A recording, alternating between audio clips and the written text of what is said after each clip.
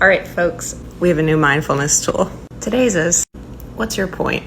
And we can use this tool for a bunch of your silliest thinking and behavior patterns. But today we're going to look at holding yourself in contempt. I-Y-K. Y-K. What's your point of holding yourself in contempt?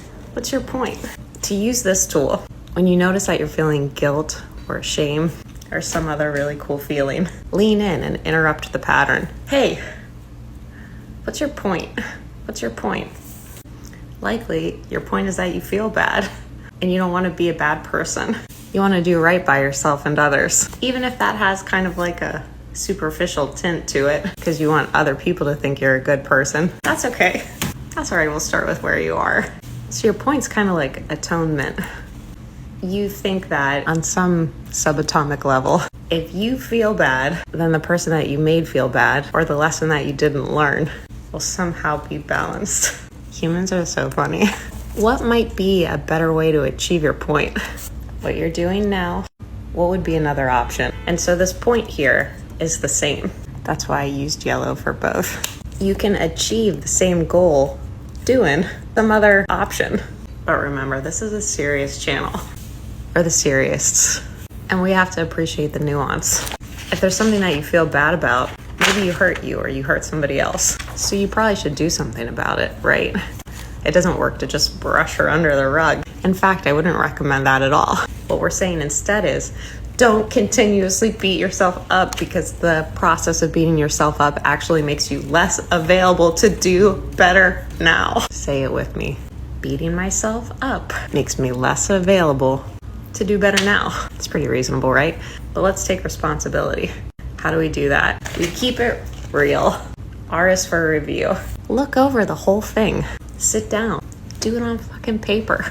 What was the context? Inside and outside. Your inside context might have been wrong thinking. That's okay. Oh my God. Oh my God, that's okay. How are you gonna learn if you aren't out there living? Maybe the context included the dynamic with another person. Maybe you were underslept. Maybe you didn't know better. Maybe you knew better and you didn't care. Review. E is for extract. Take what you can use. Sorry to slam things around, but we gotta get this. Extract what you can use. Do you need to think differently? Do you need to see differently? Do you need new tools? What information is there for you to use? Adapt. Adapt. Adapt what you're doing. Iterate. Evolve. And the last one is love. Love in this instance has 3 prongs because the E does. And the first one is to look at what actions need to be taken. Do you have to help somebody with something that you messed up? Is there a way that you can take ownership? What can you do? Do you need to go to therapy? Accept. Look, folks, acceptance is very quiet. It looks like just feeling your feelings and letting life be life. Acceptance is not running over all the reasons why it was okay or wasn't okay or will be okay or wasn't or what they're doing or acceptance is saying, okay, this happened. Okay. Okay. Okay. Okay. And if you do it like that, it might help.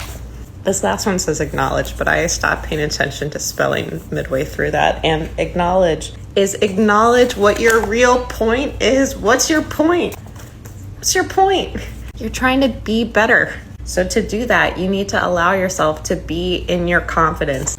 If you're feeling guilt or shame, running it on loop, it's very unlikely that you're going to take as inspired, creative, and loving of actions as you would if you let it rest behind you. Again, we want to keep it real. If you need to iterate as a person, do so. If you need to take an action, do so.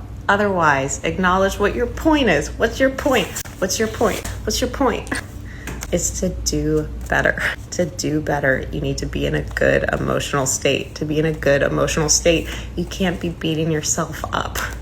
In recap, today's mindfulness tool, what's your point? And again, you can use this for pretty much anything that you're doing that might have some room to improve. It's just really about being conscious about your thought, behavioral, and emotional patterns and asking like, am I doing what I think I'm doing? You'd be surprised. So this tool is to interrupt patterns of beating yourself up or holding yourself apart from happiness or lugging around a bunch of guilt and shame. Acknowledge what your point is. Likely to be a better person, do a better job, keep it real, iterate and act, and then fucking come join us on Earth, baby. We need all of you. If you like this content, I've got a lot more on YouTube, Instagram, and TikTok. You can go to theselfhug.com to browse around. I also used to write stuff on Medium. Nobody read it, but I wrote it. You can also book a free try me call, an intro call, to see if I'd be a good fit for you and further developing your own mindfulness practices. Thanks for being out there, folks.